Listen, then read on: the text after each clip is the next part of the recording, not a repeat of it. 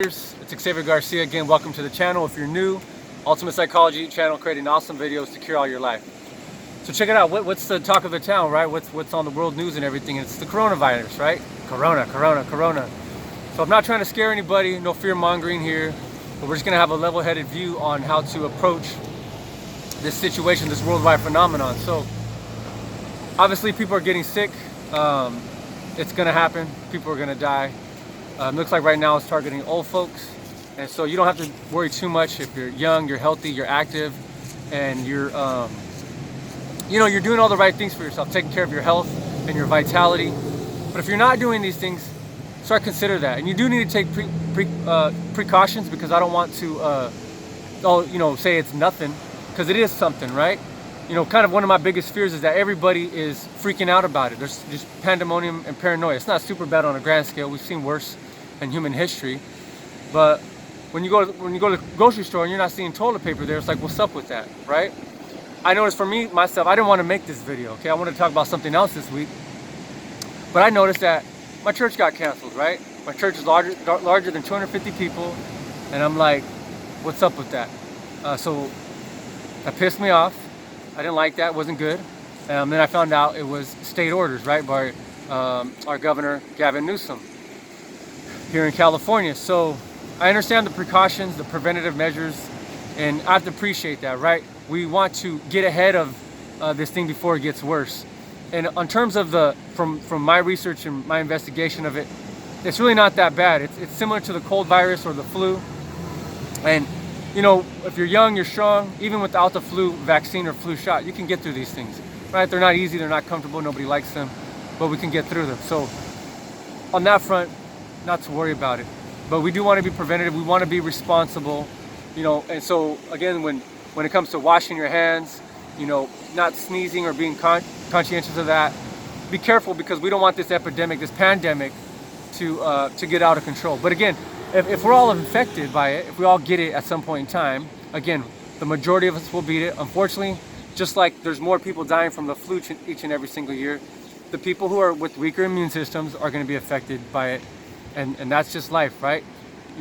People die every day, and they die for different reasons.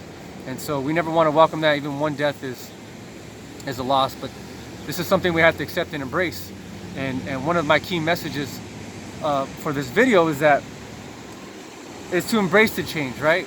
So I have a quick example of someone whose father's passing away. He's got cancer, it seems terminal, and she doesn't know how to deal with it. She's struggling with it.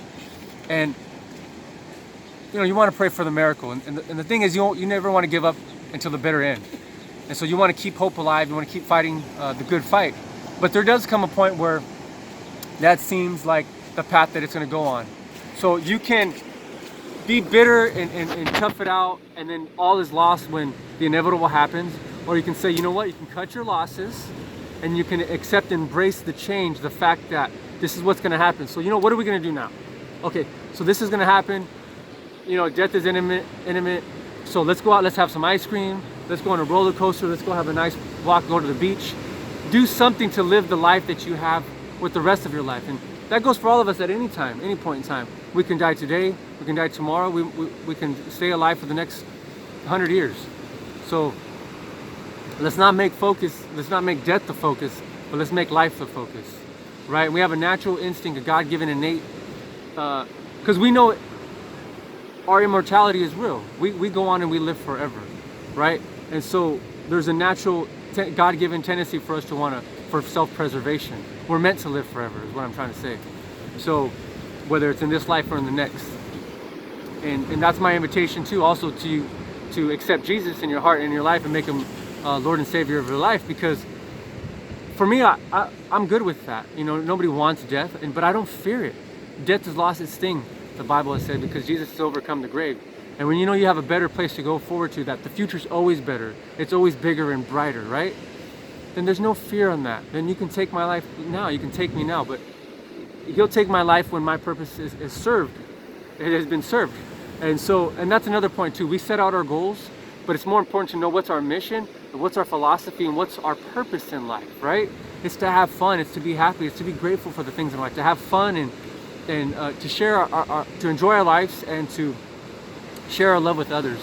So regardless of what the external circumstances are doing and what's happening, heaven and earth is moving. You know, we're having, my daughter's school got shut down, right? Super big, huge inconvenience, right? But we roll with the punches. You know, we recognize where we're at with our health issues. We're strong, we're vibrant. You know, we have job security, we have an income coming in, you know, but we don't want to be naive. We are preparing for things, because my fear is not the coronavirus. My concern is the fact that people are freaking out about it. And so when I do want to go to the store and buy something, it's out of stock. What's up with that? Okay? But it's also good for the economy, because we're purchasing things and people are getting more focused on getting prepared for a situation. So even this thing doesn't blow out of hand, still you could still see it as an exercise in preparedness and getting prepared. So if and when there's something like that really comes along catastrophically, that we've gone through this emotions before and we can deal with them again in these scenarios. It provides us with experience and it provides us with wisdom. So embrace the change and see this as an exercise in preparedness. Keep yourselves healthy. You know, obviously consult your doctors for anything. You know, President Trump is working with stuff, but consult your doctor, and you know, they may or may not know everything about what's going on, but they're a great, reliable source. Don't just find everything on social media, because you know, media is really not your friend. But consult, you know, scientific-based backed, you know, findings about these things, so that way you can deal with the facts and not just be stuck in fear, right? And don't think that fear is a bad thing. Fear is not bad. It's an action signal.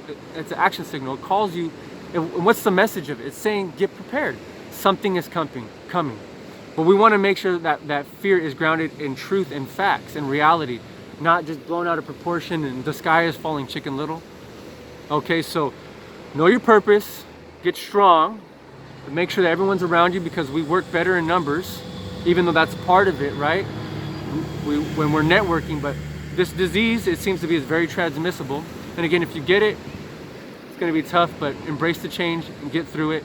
Be sure to drink plenty of water, get it through your system, and it eventually pass. We've seen celebrities that have it now, at least rumored to be, because I'm not super following that stuff like that. But have your anxiety, your worry, go out and live a normal, regular life. Pay attention to what's out there with the information that's getting fed out, but don't invest too much of your time bogging down and that it's stealing your life and stealing your joy. It's important to stay smart and to be up on things, but also go out there and live your life and have the confidence, know that you can deal with it. Have trust, right? Trust in God that He will provide, and keep that relationship going with the Almighty Creator, because however big this pandemic gets, right, the coronavirus gets, God is still bigger, right? God is big, He's huge, He's Creator of the universe. So there's nothing that we can't do when we have Him in our lives and we make Him, you know, King of our lives. So that being said, God bless you. And just 1 second, because I'm going to check my notes, just so I'm not forgetting anything, because I'm not going to see you for a while until next week, unless you just flip through the next video. Yeah, I was concerned about people being over dramatic, being responsible, and yeah, okay, one of your greatest resources, right, is there might not be toilet paper, but I love this about my wife. She's Filipina, so she's got some of that third world knowledge and that real nitty gritty stuff about her. And I call her my apocalypse babe, my apocalypse chick, because if something like this comes along, she's down for that. And what makes her so special is, yes, her heart of gold for caring for others, but it's also her resourcefulness. She said, babe, who needs toilet paper when you can have babe, what do you call it? Tabo. A tabo, right? That's just, you know, you can wash your backside with some water, man. Take a shower, you're good and you're clean. So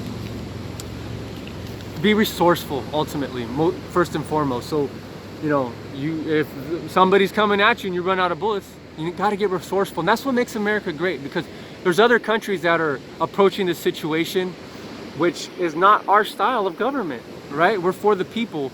We're not having dictators tell us what to do. And they can do things that seems great on the surface, their default reaction to those things. But what makes us great as Americans, what makes us exceptional, is our creativity, our ingenuity, and our resourcefulness, right? Our ability to adapt and, you know, being freestyle. So, but let's not take it, because if we don't exercise, though, that freedom and that creativity and that innovation, then we're going to get wiped out. So this is a gift, and it's for us to exercise it and use it to come up with innovative solutions. is what I'm trying to say, to resolve the problem and to keep ourselves safe, healthy, and thriving.